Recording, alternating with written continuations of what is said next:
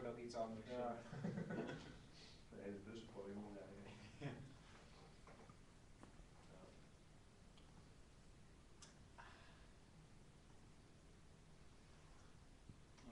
Dina gaat helemaal niet. Nee. Liegen. Ja. Jammer. Anders denkt iedereen, waar is Erik? Ja. Dus ik heb het maar niet. Thijs, waar moet ik kijken dan? Op welke sites? Ustream. En dan, Die link die je had. ja. Oh shit, 50 links. Ja, mensen moeten echt nog leren dit. Maar waar staat die link dan?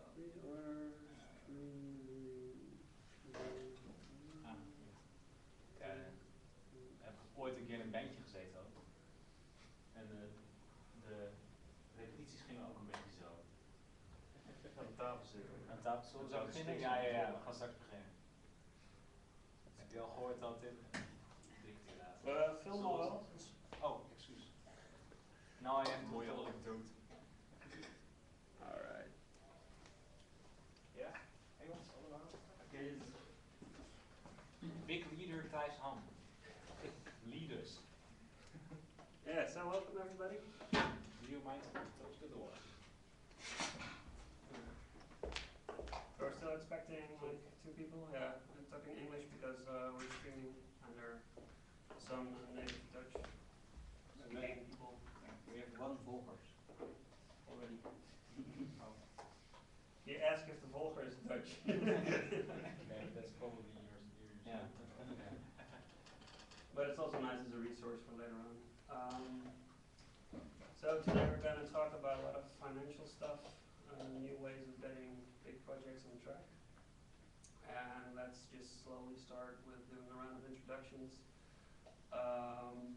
so that everybody knows what the backgrounds are. And we also buy a little bit of time for 2 more people who are hopefully showing up anytime soon. So Martijn, if you would. Sure. I'm Martijn Zandvliet. I studied music technology at the HKU, probably just like most of you. These days I'm a freelance game designer and game programmer. So I see a lot of parallels happening in the games industry that you see in the music industry, and it's really interesting over these past few discussions to see what the overlap is. And that's why I'm here. Cool. I'm Jonathan. I'm a freelancer in the entire cultural field, but mostly in the niche market of new classical music and some jazz related things. I also work for the Muziekhuis, and I think that's why we're here.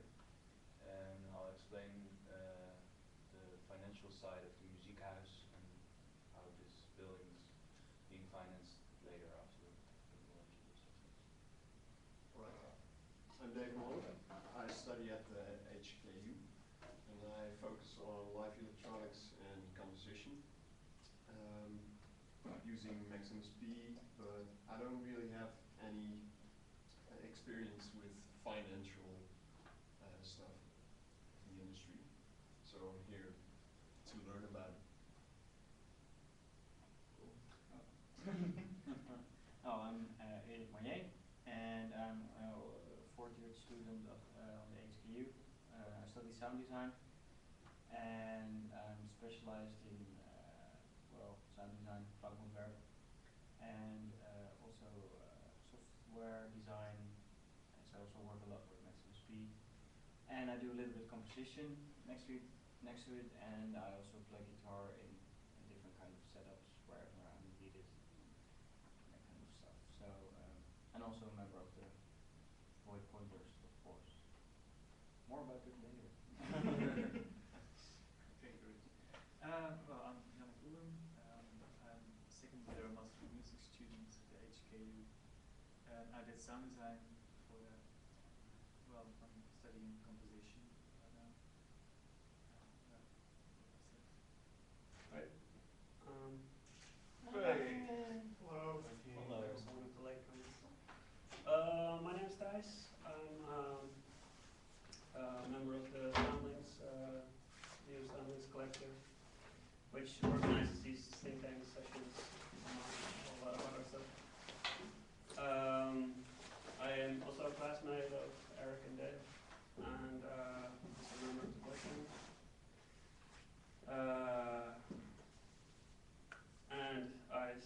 sound art, work a lot with live electronics and installation art.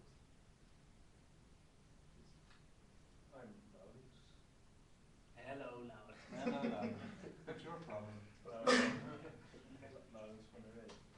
I studied at the HU, also basically everything except for sound design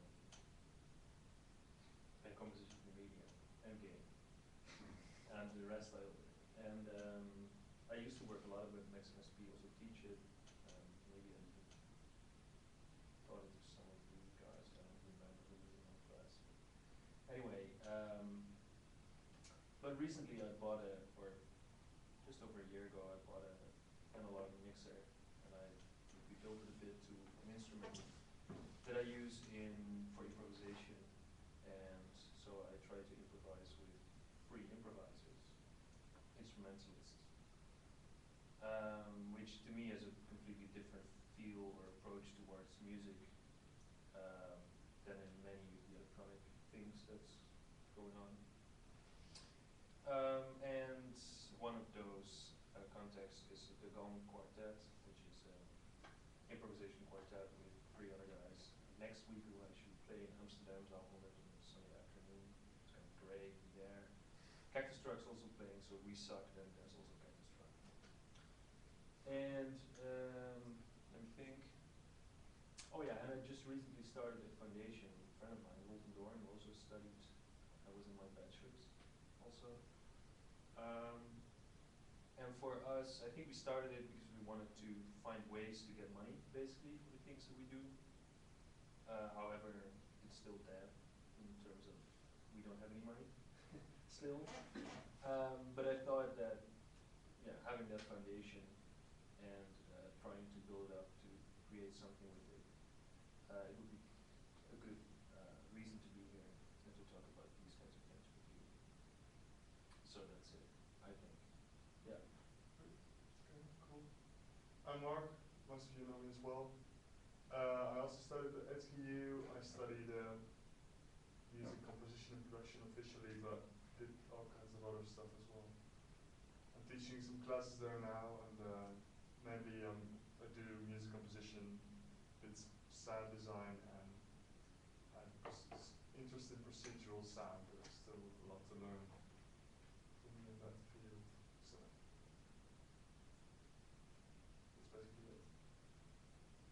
Okay. Right. Well, we're still waiting for Mariah, and we'll show it later on. So she can probably do her introductions as she arrives. Jonathan, you mentioned that you. Yeah, I thought it'd be had nice to tell you a bit about the financial side of the music house, because I think most of you have been here quite a few times during the Proeflokaal series, or played here even. Actually, I think most of you played here as well. The music house is quite a new building. It's, I think, 2 years old now, almost 2 years old. And it's owned by a foundation that is made up of people from the local government.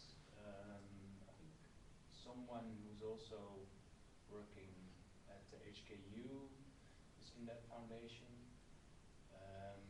And Henk Heuvelmans, the director of the Caribbean Muziekweek, is also part of it.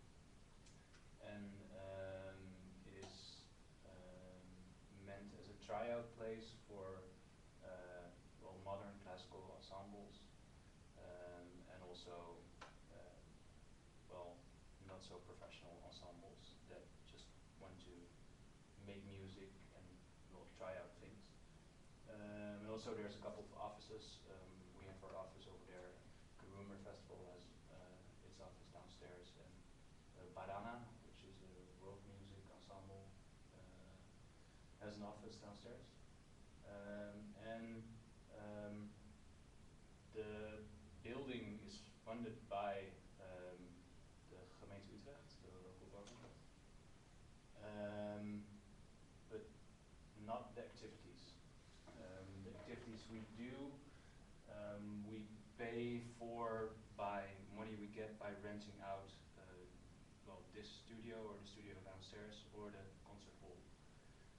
We rent it out to companies, but also, well, theater groups that want to try something out, or conservatory rents it quite a couple times a year.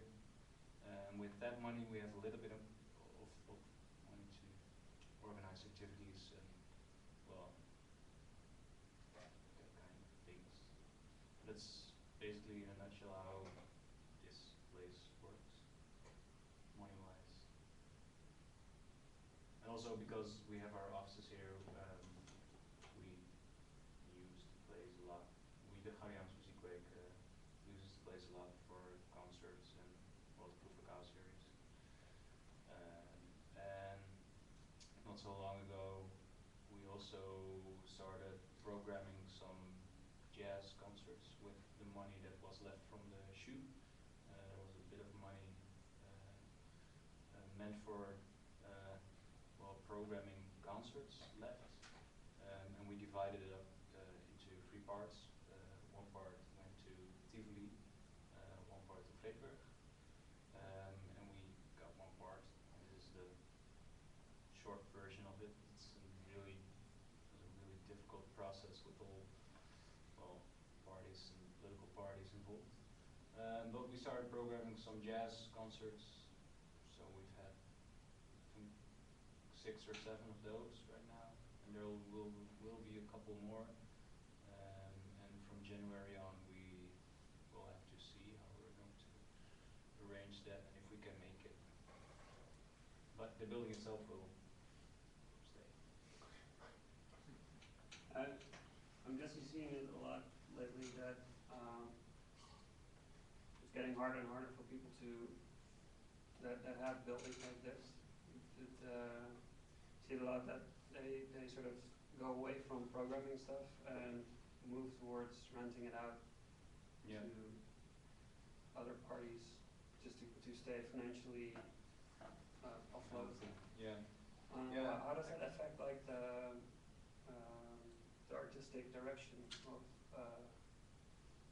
Well, something like the thing you described is in a way is happening here in the Muziekhuis, but has also happened to the Rasa, and in a way to the music programming of Theater Kikker as well. But Theater Kikker always has the theater and the dance side to fall back onto. So yeah, for here and the Rasa, well, obviously, if you don't have money to create programs to put on, yeah, you have to generate some revenue. So renting it out is always an option. So we are limited to what we can put on. We have the space, but we don't have the money to program things.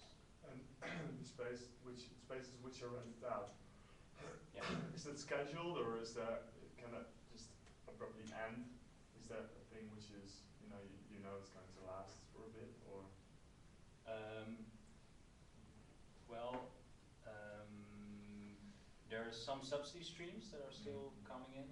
The one from the shoe I was talking about earlier. And the thing with subsidy streams, it's always for a set period of time. So with the stream from the shoe, we know that's going to end in the beginning of 2013. So until that time, we're relatively safe, and we have some space to organize things. And the thing with renting out is that you're never sure if there are people that actually want to rent the place. Yeah, okay, there's not like, you don't set up a contract with, for example, the big band which is now rehearsing downstairs, you Yeah. have a contract with them for, say, a year or so. No, it's short-term periods only. And I think with the big band, there's a brass band rehearsing right now, that you rented it out for, I think that's 6 evenings in a period of time, and they can use it 6, and well, they pay a little bit of money for that. They can use the place. there like something that actually covers the cost of like the usual rent of this? Yeah, the what upkeep? percentage are we talking about? Or is it like really still leaning on subsidies to Yeah. even exist? To even exist. No, I mean the place is here, the infrastructure is here. I know that the sound system they built in the concert hall, the virtual acoustic thing, is partly yeah, bruikleen from the guy who designed it. But further, the infrastructure is here, so that's yeah. It's So, obviously like- not paid off yet, but it's here. So But you don't have like that many monthly costs to Yeah, for the use of the maintenance or building. people who maintenance, the people. There's actually only one person working here, and he is getting paid from Vredenburg. Jan is hallo, gedetacheerd from Vredenburg to here to both the janitor and the guy that arranges all the activities here. But of course there's monthly costs. But there's also monthly income because Insomnio is the biggest client of the Muziekhuis because they have their office here and they also practice a lot downstairs. Of course, we, Ghanaiaanse Muziekweek, rents out quite a big part of the Muziekhuis, so that covers some of the monthly costs. But We have Ghanaian is subsidized. Yeah. So it's basically then yeah, it's some party that's in subsidized Insomnio as that's well. then Yeah. being rented out to this place where they also reside with their Yeah. offices. Isn't there like this sort Yeah, of no, yeah, and it's actually, circular? yeah, and it's personified by him because he is the director of the Muziekweek as well as the director of the Muziekhuis. So of course he's putting money from his one pocket into his other pocket. And 20% goes to the state. Yeah, but the money also comes from the state. Yeah. So but it's still, like, Streets back. kind of a vicious circle. yeah. I'm not sure if it's vicious. Well, Well, at least like stuff is still happening here. Yeah, we try. Like if you compare that to say a warm situation where Yeah, but that's I'm not exactly sure with all the details about that, but what happened there? Because they still had like 400,000 euros to make a programs with, I believe. But they thought it was too few and then decided to stop program fees or something. I'm not exactly sure. I did see this this press release by them that basically states that they were planning on stopping programming and keep the building. So, which to me is like this really weird situation where you have this sort of foundation that does really cool things with experimental music, and they finally get a space to do it in, and then they end up having a space but not the means to actually do the things they were meant to do in space. It's such a weird. Well, yeah, I don't think they really wanted to be that way also, because they, I think you can still indeed rent it, like if you want to do performance or anything. But the whole problem is, of course, is that it's almost the only place in Rotterdam where this kind of things happen. And for them, it's not really about the performances also. So I don't know if they want to stay there at all right now. If they can do their workshops or all the things they do over there. But I don't know it for sure also how the whole situation is. It's a bit fake at the moment. they We're all told in me. this bag. Yeah. Yeah. Yeah. So, but they told me to tell everybody about it. It's a bit Okay. strange, you know? Yeah. So, and now I heard this like different story, like, oh yeah, they still have money for programming, but so. This other thing I keep on hearing from different people working in the cultural sector is that there's such a sort of uncertainty attached to all the funding right now because, well, as we probably all aware, it's just funding cuts are really starting to take effect more and more. And I hear a lot of people that think like, okay, this year we can still program this and this and that, but starting from 2013, we can't promise anything. Could be. That's one of the first things Worm said as well, I think, that Yeah, we're okay for a few months, but Yeah. after that, it's the same as for Stein. It's like they have 2 years that are pretty certain that they can do stuff. After that, sort of depends on factors. I think Gaudiamus is also. Yeah, although last week has been quite a good week. But that's also like, because they made the applications like early this year. They got like the first advice back from the experts a few months later, but then politics is deciding like last month about it. And then it's the government and whatever happens. Yeah, that's of course. Yeah, you mean There's the like- Volksbodiumkunst?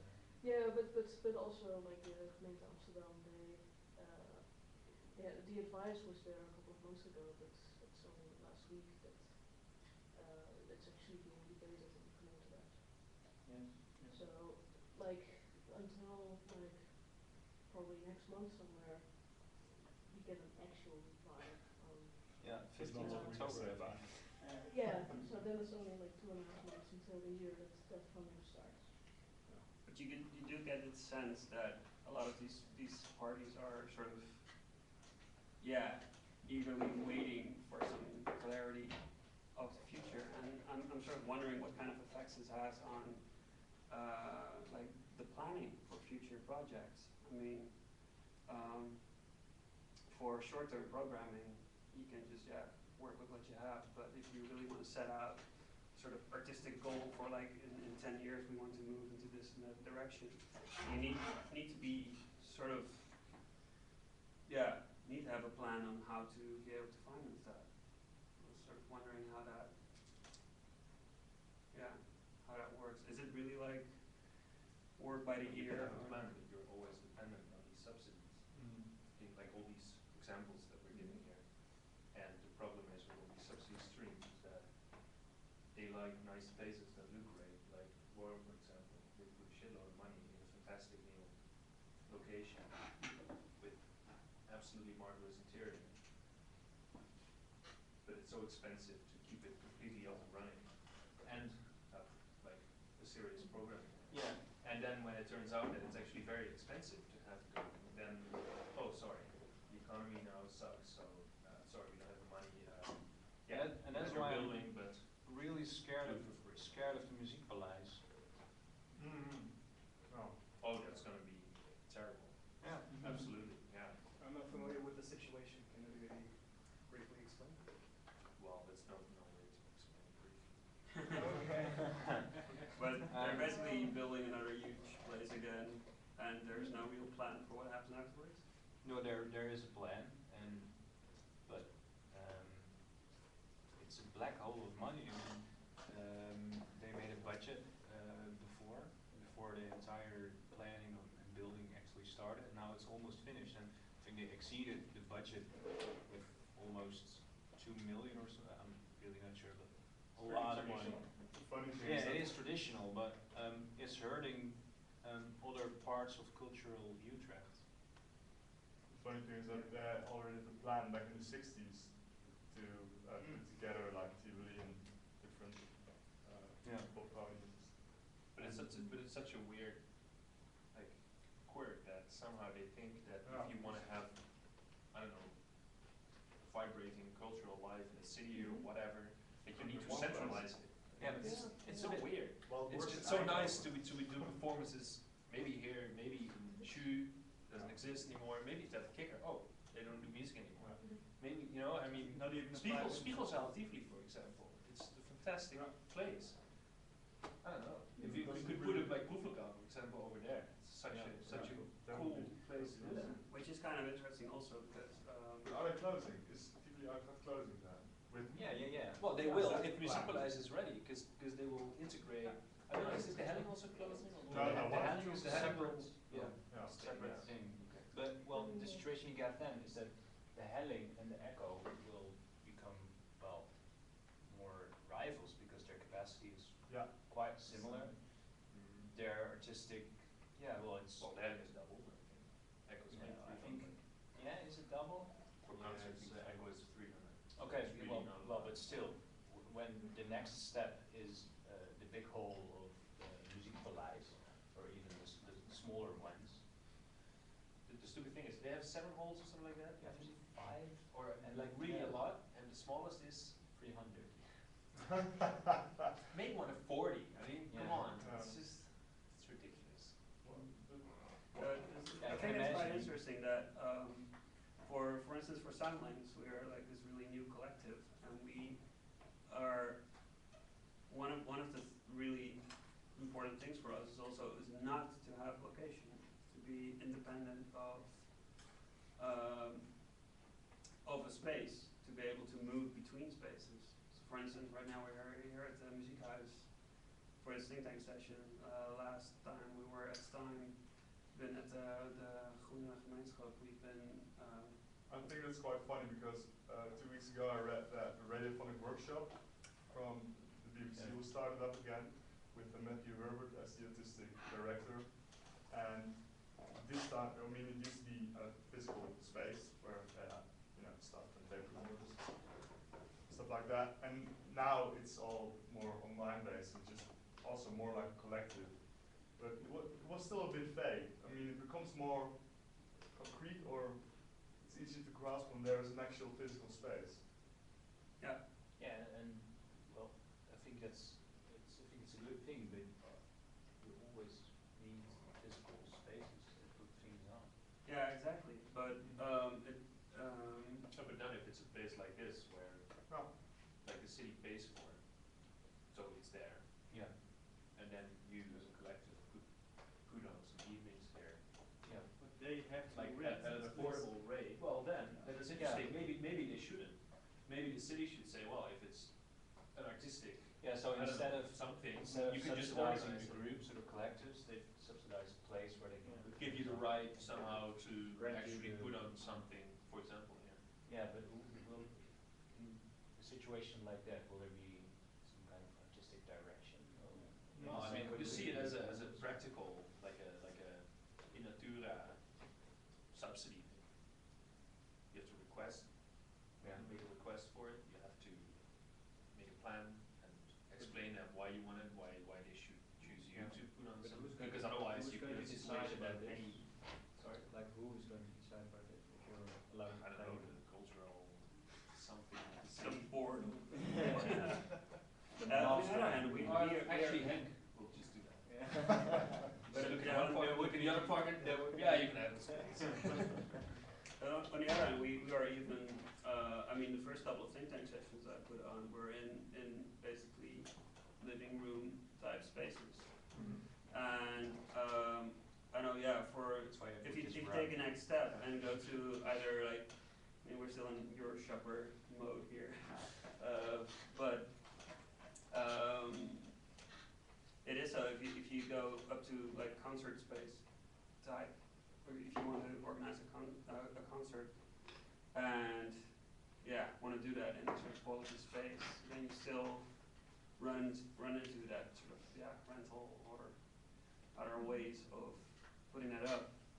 Well, the problem, the reason for that is that a space or a place that wants to give you that space is, of course, making expenses for, you know, giving you that space for that evening. Probably people that have, you know, have to pay and et cetera, and you have like overhead and everything. So, but as if I get it right, this place is paid for, right? Yeah, we still have overhead. There are still people that has to be Yeah, but is that part of the, I mean, pay forness? Or, I mean, if, for example, this guy coming from Vredenburg, Yeah. I mean, you're not paying a salary, right? No, Vredenburg is. Yeah, and the cleaning people? I think that's Stichting Muziekhuis. Okay. Yeah. So there's some overhead. Okay. There is some overhead, and I do some freelancing for them as well. And there's other people that do their parts and Yeah. Mixing Well, engineer. you always need someone to close out to Hmm. check all the equipment is still. Yeah, but we try to that keep could be that at a part of minimum, it, because- that could be part of the like exploitation costs that Yeah, the city sure. pays for. True, but the instead brass of band your has a key. foundation. I mean, you can always try to keep that at a minimum, Mhm. and we try to do that. The brass band has a key, and a lot of other groups Yeah. that come more often have a key. Yeah, I find it quite funny that you don't have a proper bar here as well. When you have proof of guy, you're sitting there. Yeah, Selling beers. I quite like that. buy some crates of beer, and yeah. But That's that's also stuff which, if you have that in the venue, that it's going to take a lot of money. Yeah, definitely. But it also creates a lot of money. It's true. Depends how expensive you sell it. Yeah. Yeah. Because I think they're making more money now by selling the beer than they would Yeah, if yeah, they had a proper Yeah, bar. I think if you to have take like- Huis in de Werf, for example, I work there as a barkeeper sometimes because, well, I also need to Freelance. Yeah.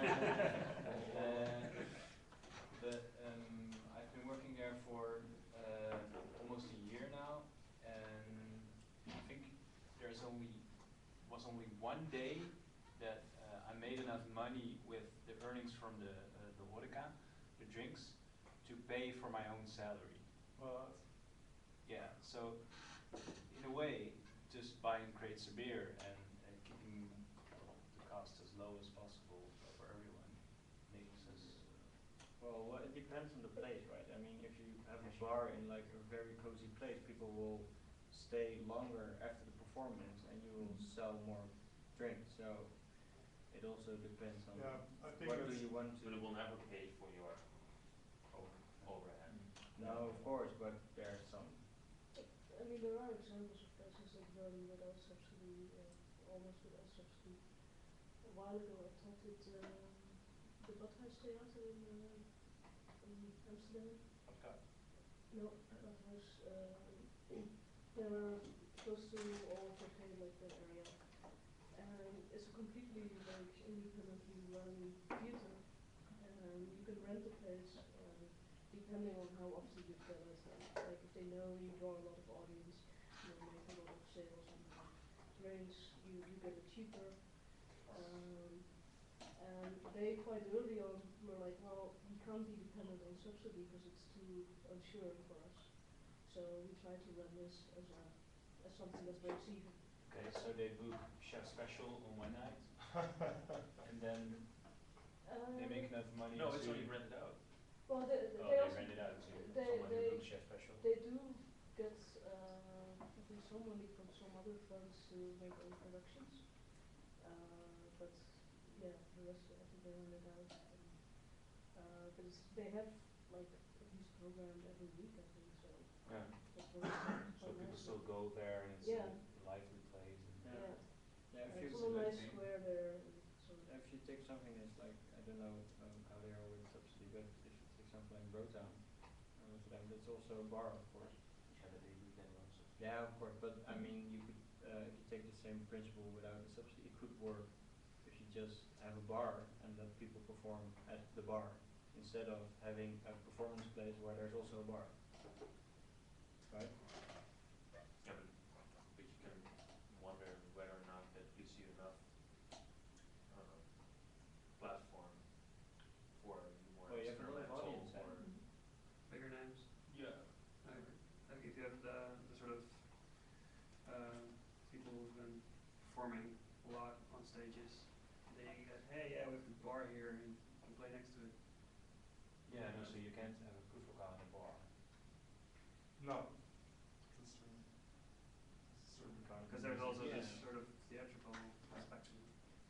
Yeah, I think Maybe you should challenge that. Yeah. Next proeflokaal. in the past. And it's a bar. bastard. Yeah, the time van de bastard. That would be a proof of Well, Or they concept. just build a bar on on No, I stage. mean, you Let's can sell just beers have for a 50 space minutes. where there is a bar, but it's closed while the performance is happening. Yeah. Yeah. Break. Yeah, That's a great idea, and we tried it 2 times in the night of the unexpected. Mhm. Last year we had the night of unexpected in Tivoli, and there was this build-up in the program that during the first, I think, 5-6 pieces, which were the classical, modern classical, well, difficult pieces, that really needed the attention of both the players and the public. So we decided to close the bar and open it at around 10, I think, which was a total mistake because at 10 everyone just went to the bar and totally dismissed everything else that was going on. It was also really, Yeah, but there that's was what I audience. mean, taking a break, like, It was really confusing. not having the program go on, but take a break and then start it again. Yeah, just like in the theater. And also, you get the performances where the attention is needed was filled with people asking for beers and not getting it. True. Yeah, yeah. The thing I've heard the most was, "There's no beer." That is indeed unexpected. Yeah. So this year we tried it a little bit different, but still wasn't But perfect. maybe that's also Tivoli and the kind of expectations people have of Tivoli. Yeah, it's, how do you communicate this? Yeah. Because Because people come there. I've seen like there's a space in Montreal when I lived there, and I've seen both types of events. And yeah, I've been to electronic music concerts there, and the bar was closed, so it was no problem at all. And then the bar was open as well. There was no problem with that. But why didn't you announce then that they should buy beers before the concert? Did you? Or? Well, there was a line to get in. By the time you were in, the bar was already closed. Yeah, and, Really? you know, people can get in whenever they want. It's not like there's a Yeah. start and finish, but that's, I think, You can put the it on identity the. of the night. But Yeah, what put if it on the poster? Yeah. Yeah, but what if That's you not, would, It's that's not a way to not sell cost tickets. right, yeah. that's That's not not right. But what if you would have like 2 rooms, like one which is the bar and one which is like a theater? And then it will be just like in a normal theater, but then smaller. Right, so you go to the performance and then there's a break, you go into the other room, you have a drink, Yeah. and you go back. Yes, that might work. And then if people want to see a pop band or whatever, you should do it in the bar. So they can also drink at the same time watching the band. And if they're charities, right? I mean, this has been like this for a long time in a lot of places, I think. So you have like one multiple building which can host a lot of kind of different things. But there's also a bar just like on a Monday night where people can go and talk about, and you could also do like lectures and stuff, you know, about stuff. So it would be like a really culture place where everybody can go, and on Wednesday night you'll have this free open mic night where every loser can perform. Something like this. But then also you are again centralizing it, of course, in some way. Maybe. I think so far we've sort of been discussing the way these kinds of events are being hosted and funded now. But I would also like to think about like what would be new ways of approaching this, and like taking a step away from the regular like funding combined with ticket sales and bar sales, and see if there would be like completely different ways of approaching this, and still ensuring to have enough funds to organize cool events. Do you mind if I would make this a bit more specific? Because I mean, not to narrow it down too much, but I feel that maybe in the Netherlands as a whole, and maybe in some sub-scenes in Amsterdam it's a little bit less, but for example, Utrecht is such a small city, and there are so little people interested in the very same specific thing, you know.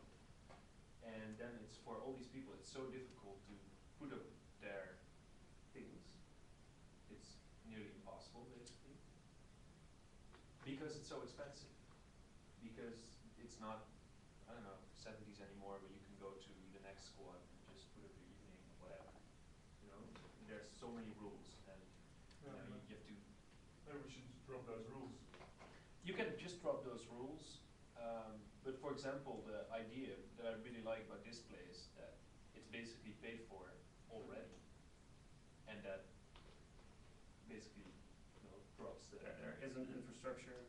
So there is an infrastructure, so maybe the idea of the subsidies, like that you just talked about, the two pockets of Henk, for example. Yeah. Maybe it's better to have a system where the infrastructure is a part of the subsidy stream somehow. I don't know, but then you create a turn the whole different thing value on. network. Yeah, the thing is that we are not in a position to decide on who's gonna perform here. You know, I mean, Nor is in it. terms of, Yeah. of money, and I mean, yeah.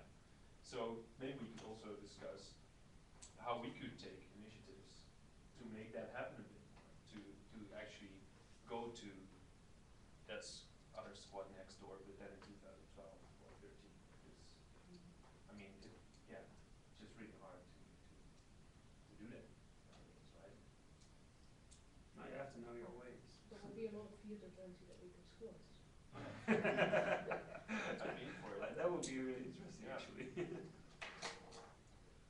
Squatting theaters and putting on your own. So you're basically suggesting just wait a little bit longer? Well, Actually, we can start with shoe. Let's start with shoe. Yeah, I think, That's I okay. think there's a Rocks. There's a squat already. no, there's a gym in there now, I think. Gym? Yeah. Still squatter. I think the Rasa would be the best option because Rasa will only have money to put on 2 nights a week, something like that. Yeah. And we as Gariamus are moving there from Huis de Werf to also centralize it to make it easier for the people to go there and just know, okay, when I go to the Rasa, I get an evening of exciting music, something else that's not in the Muziekpaleis, to create another place, and also to kind of cater to the laziness of the local government, because the local governments wants 2 subsidy streams. One to Muziekpaleis, of course, and perhaps one else to the research and development side of music, which might become the Rasa, which might become this place. We don't know. You're now talking about experimental music, or? Yeah, experimental music, the entire scala of it. Sorry, Just this the might be things really that stupid, will but not- I know nothing about the Rasa. What is it? It's on the Bouwstraat, Yeah. and it's a venue. It's a really cool venue. Well, it's not cool. It's a really great venue. Really, Has It's it a been there- nice venue. Has it been there long? oh yeah. It's a world music place. Yes. Oh, that's amazing. But also their equipment is amazing, and the place is really big, and the Conver concert. actually used this space a number of times for the first part of the program. What? I've never been there. Bloomer used Yeah, it. yeah, definitely. Yeah, That's yeah. strange. Well, anyway. Yeah, you should go there when but currently there's not enough reason to go there because well They don't have much. It's just they don't stand yeah outside. they have a little bit of money and they put on Mongolian kill song. And yeah. Yeah, awesome, but For 5 people. yeah. But as someone working for Gaudiamus Muziek, what do you think about the way they communicate their events to their potential audience and the way they draw Well, the they're audience? well, I think potential audience is Yeah. a difficult term, Yeah, isn't true. it? Because in theory, a lot of people can be the potential audience of experimental music, of the things you want to put on here, so to speak. But the other thing is to get them here and to get them to pay for their ticket, to involve them in the process, to actually create a community of people that love the music and want to pay for it, but also perhaps want to volunteer for it, you know, want to help spread the word. And I think currently there's no community in I also think for experimental that's music. really the biggest problem right now in a lot of things is how do you reach the youth today? How do we a lot- reach these kids? Yeah, no, but really, I mean, we were talking about it today. Maybe that's also the sort of mixing it and stuff that they do now. Yeah. Sandwiching. Yeah, I mean, I was at the Great Night Open Festival, and what I liked there a lot was, on one hand it was like quite pop-oriented festival, but then there was like this whole art stuff, with way more experimental stuff, and people really loved it. Yeah, but they just didn't know about it. Yeah, Right. but being at the festival Yeah. and walking there, they got in touch with it. Well, I think also the NDT has done a really funny thing. They made a deal with Pathé. Who? And now NDT, the Nederlands Danstheater. Yeah. Because of course the most people who go there are like really old people. Because they know it and they know Hans from Hane and all the people who made it great. But what they did, they made a deal with Pathé, and now they have like sometimes they have a live stream from a performance somewhere, and it's being broadcast in cinemas all over the world. Yeah, but the old people are the people with the money. Yeah, of course, but still the young And I think people. the people that are They will interested buy in in like 20 experience. years. Yeah. Sorry. In like 20 years they'll buy it. And in like 20 years, the young Maybe you people should have to pay will be now. the ones with the money. No, but the thing is, when the younger people go to the cinemas a lot, so now they can also see dance for the first time because they never go to the theater, and they go there and it's like NDT and they go there and then they pay for the ticket, and of course NDT also gets money from that ticket, so it's a new way of getting money. Wait, how does that work? They film dance performances and Yeah. broadcast them live or not live? Sometimes. Sometimes live in a theater. So just And I buy a ticket for the theater to go to see the dance performance in a movie, in a cinema, or Yeah. Yeah. And in a real performance, there's only 5 people. no, really? Yeah. That is no This is Heard about it. And that works.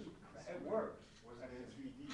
But Yeah, but it's also like what they do is Eva. of course they make it the choreographer, he also makes kind of like a movie. He's really like a director in that too. So it isn't just like straightforward film. It really gets like a dance film. Okay. So it might be that young folks just aren't familiar with the setting of actual dancers on an actual stage, and that maybe is a bit frightening. They want to have the Concepts of screen. cinema. Yeah, and when it's on the screen, people can relate to it more easily, and it's less scary to go to. Or at least I'm trying to understand why that concept would work, as opposed to just putting dancers on stage. Well, It's strange. Well, Do they I really guess get? it's also just checking like what's on the movies and not what's in the dance theater. That's Yeah. true. You also hijack their regular Yeah, of routine, course. the regular Maybe space they go once to. you've gone to a couple of these You will go to the theater. dance movies, Because you then want like, to see oh, them in maybe I real want life. to see it in But real. does it really work, yeah? Well, So it they'll hasn't look at been the on Pathé's for that website and long they'll see to how say they- that it really works, so we'll have to see, but I think it but it's were not there for like 2 months or empty something. theaters when they broadcasted it, or? Well, in Holland, yes.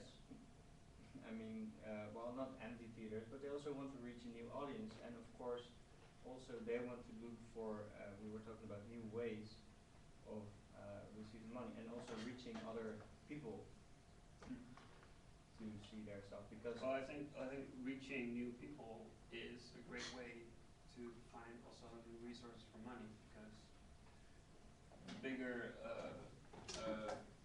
bigger an audience, the more ways there are to yeah.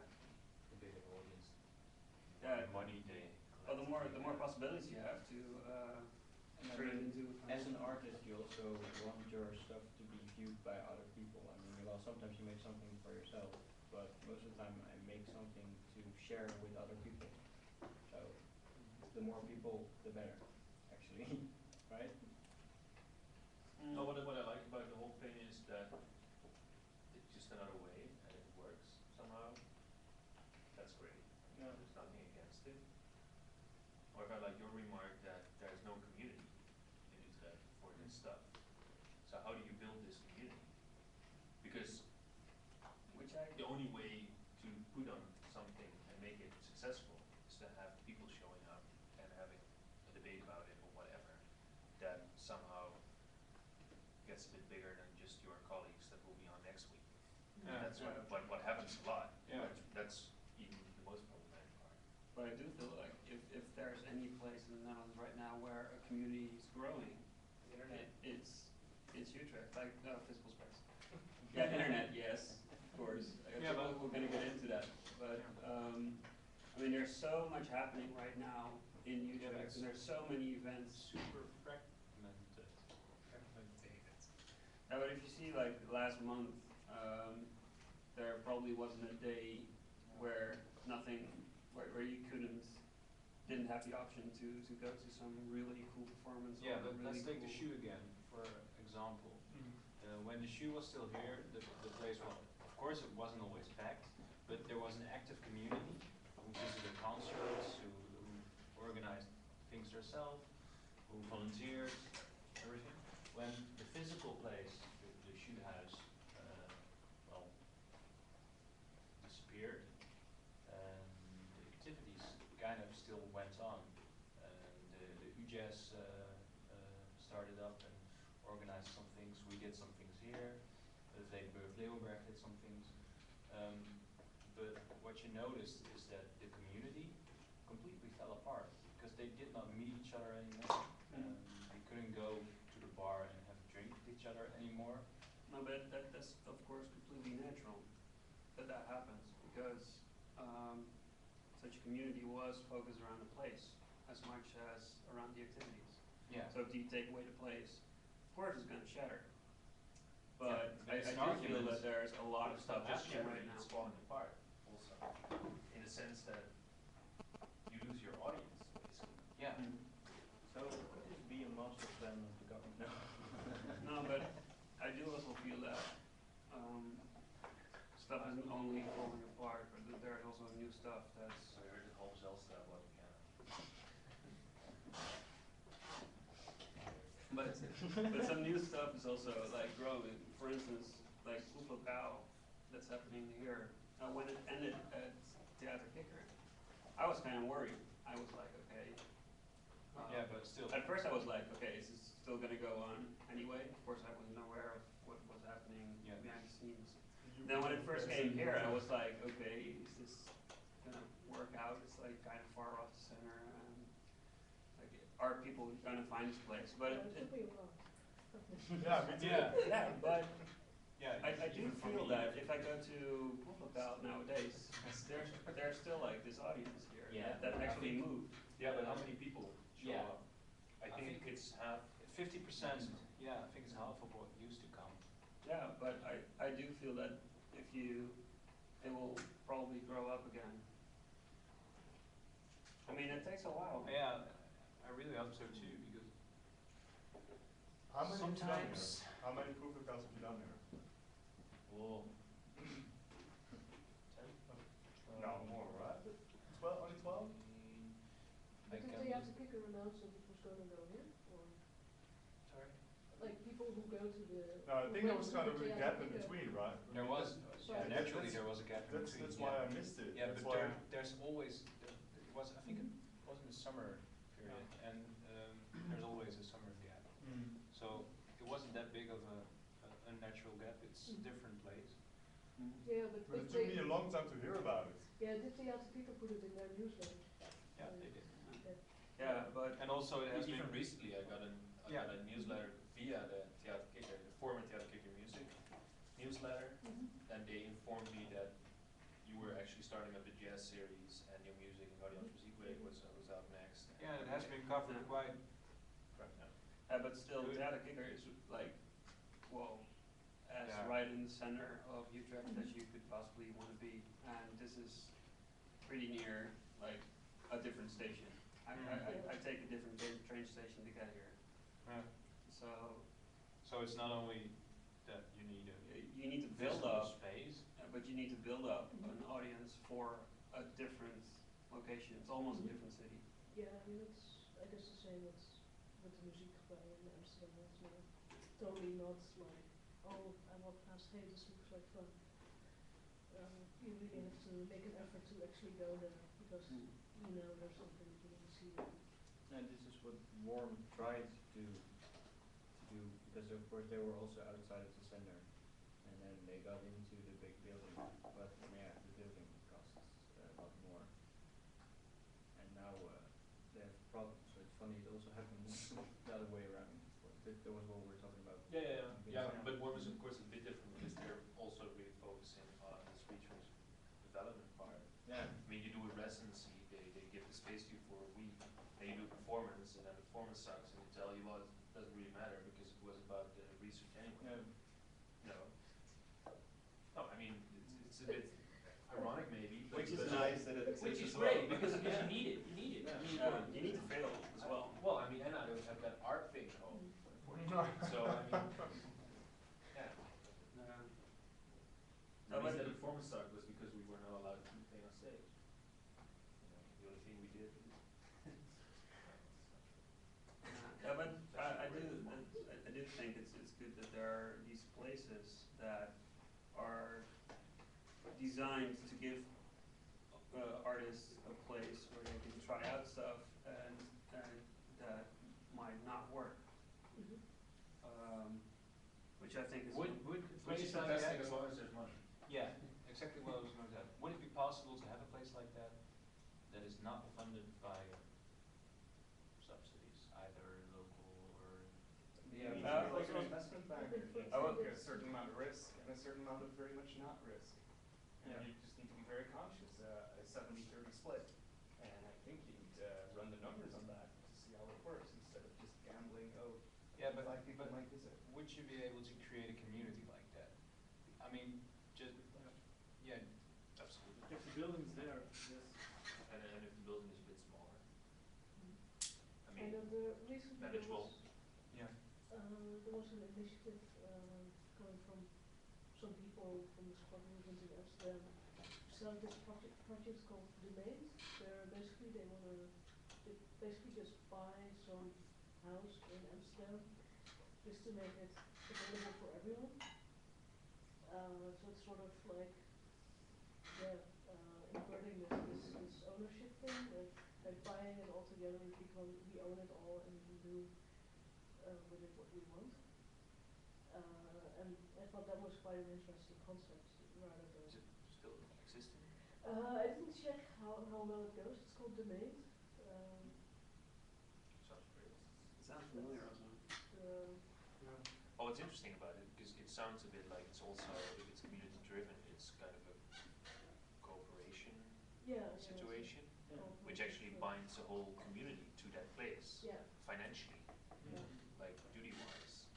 It also sounds a bit like Ande Yeah, but in a way, Yeah. right? I mean, Yeah, It the way also it- sounds like that, it- The the way way it that they have started. to work. it's also kind of No, I mean, the sort of thing that I like about the crowdfunded initiatives like Kickstarter and that kind of stuff, that you not only like go out and ask people to fund a certain project, but you sort of actively engage them into your project or into the thing you want to set up, and by that sort of reward system they build in, that on the one hand you can view that as, okay, you give money and you get something back, almost like a store, but you could also view it as a way to engage them even more into make them really feel a part of the project and make them feel a part of the thing you're trying to set up. Yes, So it's both like a financial thing and a sort of community building tool at the same time. but I see that already, I see that going wrong. I mean, I get 3 emails a week from fellow musicians who are like, fund my project, and of course it's only their network. And I'm part of the network, and it won't reach further than that audience probably. No, but isn't it? And There's two ways of supporting You start it. doing that, if I start doing, we all start doing that, then Yeah, just giving money to each other. Yeah. Throwing money Yeah, at each no, other. but Throwing you're, it back. if I'd started such a project and send it to you, I wouldn't expect you to pay me money, I would expect you to share it among your network. And eventually you get outside of the makers and get So the into commodity is each other, network, knowing other people. Yeah, I mean, if I'd start a project which I wanted to fund by crowdsourcing, I would ask you to share it and not, I mean, to ask you for money would be crazy because I know that you're in the same bag as I am. I paid you money. He did, which is awesome. But but you also played it and said you liked it publicly, which I like also. Because on the one hand, it's nice to get money, but it's, on the other hand, it's also really nice to get the word out and to reach a bigger audience. I mean, you probably have a lot of friends that I don't know. Probably most of your friends are people I don't know. Yes. And they suddenly get exposed to this thing I'm doing, and which is maybe even more powerful than one money transaction. That's true. I'm entertaining the Kickstarter thought right now, and one difference, which makes it difficult to map the concept directly to what we're talking about now, is that Kickstarter deals with products, or at least things that they're made once and then it's done, which is very different from the building we're sitting in right now that runs for years and years, and the organizations that run it, they work years and years.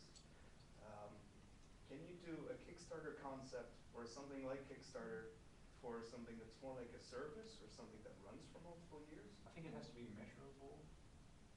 I think also it should be more like subscription based instead of single transaction based. To have more like a subscription type of interaction, which also binds people for a longer time instead of, hey, I did this and I got this back and hey, that's good, I go on with my life now. I've seen in the music industry and like the distribution and like record labels releasing albums. I've heard of a few examples that artists or record labels start off this sort of subscription-based releasing of music. Yeah. And suddenly they, instead of having a risk of releasing something and hoping that a certain amount of people would buy it, they in advance knew exactly how many people were interested and could buy it. So they could release these really exclusive like booklets with full color print and I don't know what extras there, because they knew exactly how many to make. Yep. Because it was already paid up front. And there's some really amazing releases that came out of that, which had no financial risk whatsoever, because they in advance knew how much money they got and could invest that partly in creating a product and having it. Okay, and let's translate that concept, that subscription concept into something else, which is not a product. Well, for instance, you have a concert series, like Yeah. like Ufokal. Yeah. Let's take it as an example. And say, okay, we're not sure about our money coming in next year, but if you buy a subscription for this much amount of money each month, you could get a free entrance at Ufokal. Yeah, there's And- one and- Ufokal a month. Yeah, So so you're basically like paying your you ticket. transfer $750, you get free More. access to the Ufokal and the free beer. That will be the same amount of money that you Yeah. usually get, because entrance usually $5 and Yeah. beer is like, I don't know, $2.50. No, But it's I never paid for my beers because I'm always playing. But what you would get is the same amount of money, but you'd know beforehand how many people would actually show up, and you could. No, you will not know how many people will show up. And You even will if they know don't how show many up, you people still have pay. Yeah, but it's, in a way, of course, it's always about money, but it's also about engaging an audience. Yeah, but I think if somebody paid up front, the likelihood of them checking out that night and actually go to it is bigger than Yeah. deciding on the day itself. And it's easy. You don't have to pay when you're there. You can just show there, your yeah. Yeah, you you probably just- get a card or something. Yeah, you could. You show that. Okay. Indeed, you could be like one of the in-crowd people that supports the series. Yeah. Like maybe as a sort of, I don't know. I'm one of the supporters here. Feels Yeah, more well, like a community. This is happening. Take Festival Oude Muziek, for example. They have this this thing that you can become a friend of Oude Yeah, Muziek. I mean that's That's very common. quite common actually. Yeah, but Friends of blah blah blah. yeah, but we have it with Galeams as well, and it's not working. How exactly does that service work? Is it, how expensive is it, and what do you get for it? Is there a significant advantage to doing it on a subscription basis, as me being a consumer, versus buying individual tickets for individual performances? There is a small advantage, it's not too big. Depends on how many concerts you're doing. Yeah. Of course. Or also maybe like the sort of concerts. Yeah, but You what- don't buy one ticket, but you buy a whole series of concert tickets at once. Okay. And I don't know if for people any still want to business. commit themselves like that. Here's a thought. Kickstarter offers whole lot of reward levels depending on how enthusiastic you are and how much you support this. One thing I would probably try is have various levels at which people can invest. If they think they'll visit a couple of performances a year, but they really like what you're doing, they can pay X. If they want to visit everything, they can get a really large discount by still paying quite a lot of money. I think we've seen some of them. It's just Really? I haven't seen them anywhere. I have seen them. I'm just Well, with thinking, concerts, you mean? Concerts? I mean, are you now specifically still talking about venues, like physical spaces, or? Because I know of Kickstarter things where a band had a Kickstarter thing going on, and I think they said if you give us then that amount of money, like thousands of dollars, we will write a song for you and record it, and we'll fly you to our studio, and you will be there, and we'll record it for you, and we give it your name. And there was this weirdo from Abu Dhabi or whatever that gave him $10,000 and then did it, Yes. which is great. That I'm familiar with, but I'm thinking more in levels of subscription to a venue where I can go to concerts every year, or an organization that organizes concerts in different places throughout, for example, the city of Utrecht. Isn't this what the cult leader is doing, Thijs? You're part of that sector. No, I don't actually don't know that much about Goldie. No, but I think their system is you pay €5 a month. I think concerts venues, I mean, they also like higher subscriptions you get better places. Yeah, Yeah. like I know my mother visits classical music in Arnhem, Muziekcentrum, and she always gets these pretty big discounts. If you can get pretty big discounts if you buy a whole series. Like she likes piano music, so she gets the piano series. And it's all curated in advance, and but as the venue, of course, then knows, okay, well, I've sold this amount of subscriptions, and I went along to quite a few of them, and it's always like packed. It's not like people buy the series and yeah, but is it something that will work for experimental? No, this won't work for proof of stuff. concept. It's a completely different way of experiencing music. You know what you're but it's still like a night out for people, like for audience. Yeah, I mean, it's different. but I'm doubting that we should think of this whole thing as another way of having a night out. You see what I mean? But why is it so different? Yeah. Well, it's not necessarily different per se, but If you go to if you want to, I think this community building idea beyond the financial thing in the long term is the only way in which you can get people in your ecosystem somehow, and eventually make them spend money, but not as the only or even final goal. I don't know. That's You can because get in a way away you with- make it also they invested in their own community. Yeah. Somehow. I think that aspect is because in the end, your mother only I mean it's still for her it's a discount, and in a way it commits her to the series probably because she buys a number of concerts. So if she doesn't go, then it's very expensive. Yeah. So, yeah, you see what I mean. Just to But give the tickets away, it's Yeah, that's also true. Actually. But then, but still, it's a very clear mechanism in which she's just the audience, and she buys a ticket for a concert, and And that exists because there is fundings for this anyway. It's funded anyway, but apart from that, there's this very clear concert situation in which the person on stage, for example, doesn't know the people in the audience. To just name. Yeah, okay. In experimental music, you could say that a large percentage of the crowd of experimental music is also an experimental musician. Not necessarily, or active. somehow has an interest in having this, or feels connected to the person on stage, or whatever.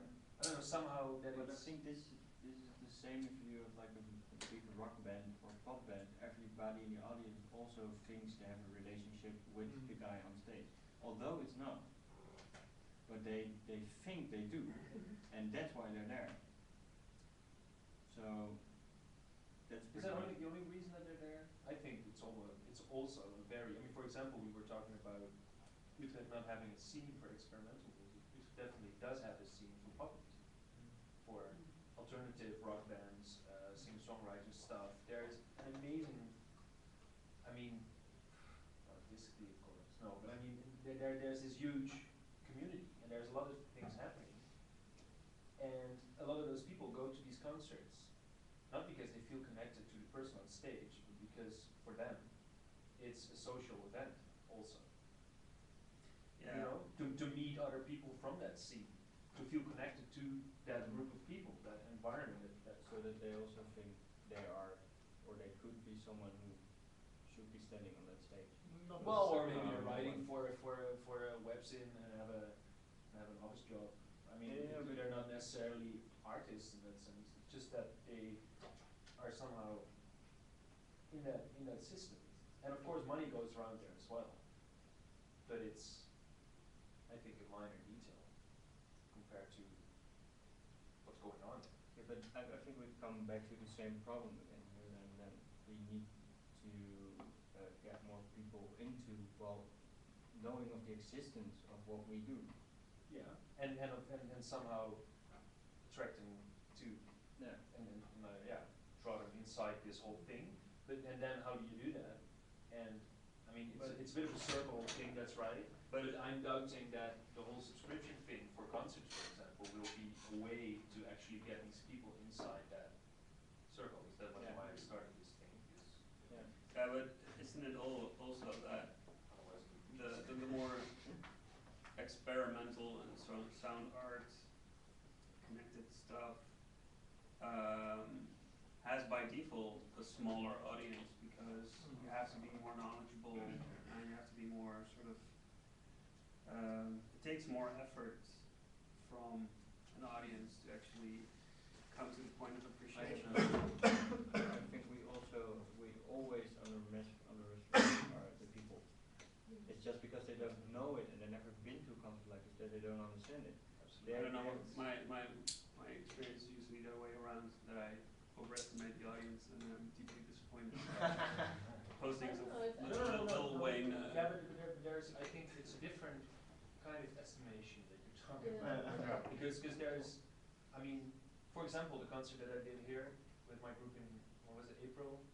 There was a bunch of friends of my brother. They were like his housemate and a couple of friends from, was it she? And they were three of them, and they were sitting there like, whoa, what's happening here? And then later, I was at my brother's place, and we had a drink, and we talked about it. And there was no way I could talk about them, you know, of course, on a, well, level is kind of, I mean, yeah, you see what I mean? I mean, I talk about it like the way I am, of course, involved in what I was doing there. But they somehow appreciated it. And so, of course, I was maybe overestimating, you know, somehow. But then there was appreciation, and that's, in the end, what it's about, right? When you write a piece, you're not writing it so that they can immediately understand it 100%. Yeah, or analyze it totally the way that you wrote it with your special skill curiosity, how do you spark curiosity? Yeah, They don't have to exactly. understand it, but they No, no, sense true. it. Oh, when what's you that? look at Kickstarter, they've got these films which are often really well made. For a project, they make these films about the project and what they're going to do, and that has become an art in itself. Yes. I think on Kickstarter especially, and would that work in a context like this? Well, I If do we really we think would that. have we would make something which, for example, explained proeflokaal in 5 minutes, and gave a taste of what it was like, for example, and on But the level that I think everyone can Hoeflankau would understand. actually stand a chance because Hoeflankau has a very clear sort of goal. Yeah, and also the concept. The concept is rock solid, basically. Thijs, Charlie zegt hallo, maar ze wordt dicht. Bijna. Oh, start all over again. Hallo Shari. Better? Hello. Hello. Testing. Mic check, 1, 2, 3. Ja, als ik... You put it on high. So, ik ben Thijs. That's the original random introduction. Rewind. Well, as we are here anyway, Mariah came in a bit later. Yeah. Maybe you can still do a sort of quick introduction to, or does everybody know? There's a couple of people I haven't seen. So maybe. Yeah, I'm Mariah. I do lots of stuff. I don't know. Okay. Sound bites, electronics, and I also work 2 days a week. Yeah.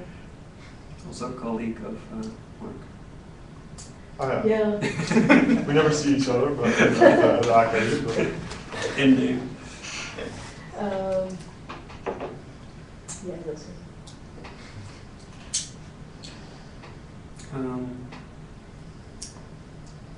Well, since we're sort of at that point in the discussion, right, maybe we can just do a quick break for all the nicotine fiends here as well. That sounds And good. then, Yeah. do a sound check and do a second. She's okay now. It's okay now? Yeah. And now we're taking a break. Yeah. Sorry. Let's do like a 15-minute break and then. Sure. Let's check out the brass band. Yeah.